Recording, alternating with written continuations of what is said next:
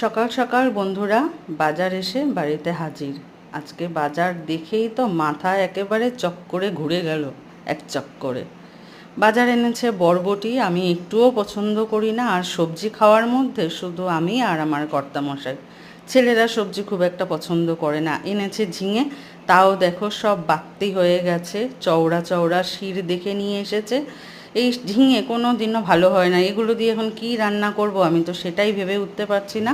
এনেছে পটল, এনেছে বেগুন, এনেছে করলা, এই এনেছে সবজি বাজার। এখন কি রান্না করব কি দিয়ে সেটাই এখন ভাববার বিষয়। আর এখন জ্যৈষ্ঠ মাসের প্রায় কত তারিখ বাংলার হিসেবে ঠিক মনে নেই, তাই বলতে পারলাম না, কারণ বাংলা ক্যালেন্ডারটা তো খুব একটা মনে থাকে না। বাজারে এখন আমের সিজন, তো বাজারে যাবে আর আম আসবে না এটাও হয় না, তো বাজার থেকে আম নিয়ে চলে এলো।